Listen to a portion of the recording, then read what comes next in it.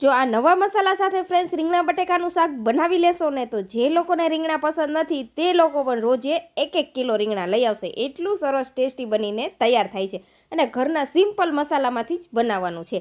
તો આ રીતે રીંગણ અને બટેકાને આપણે મોટા મોટા ટુકડામાં કટ કરી લીધા છે. હવે એક મસાલા પેસ્ટ બનાવવાની છે. તેના માટે આપણે અહીંયા સિમ્પલ રૂટીન જ મસાલા લેવાના, જેમાં ધાણા જીરું, હળદર પાવડર, લાલ મરચું, ગરમ મસાલો અને સ્વાદ અનુસાર નમક.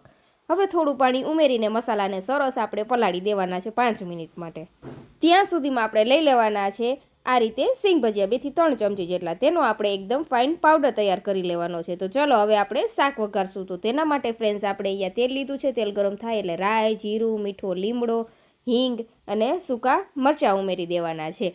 પછી આપણે જે મસાલા પેસ્ટ પલાળીને રાખેલી તે ઉમેરી દઈશું અને થોડું પાણી ઉમેરીને આ બધી મસાલા પેસ્ટને આપણે તેલમાં ઉમેરીને સારી રીતે સાતળી લેશું. આ રીતે તેલ ઉપર આવી જાય પછી આપણે તેમાં થોડું એવું પાણી ઉમેરી દેશું અને જે ક્રશ કરેલા સિંગ ભજીયાનો પાવડર હતો તે ઉમેરી દેવાનો છે અને બોઇલ આવવા દેશું. આ રીતે સરસ ગ્રેવીમાં બોઇલ આવી જાય ને પછી આપણે કટ કરેલું શાકભાજી હતું તે ઉમેરીને સારી રીતે બધી વસ્તુને મિક્સ કરીને ફરી એક બોઇલ આવવા દેશું અને 1 ટમેટું ઉમેરી દેશું. હવે શાકમાં તમારે જેટલી ગ્રેવી જોતી હોય તે મુજબ પાણી ઉમેરી દેવાનું છે અને આની 3 વિસલ કરી લેશું. પછી કુકરને સારી રીતે ઠંડુ થવા દેશું.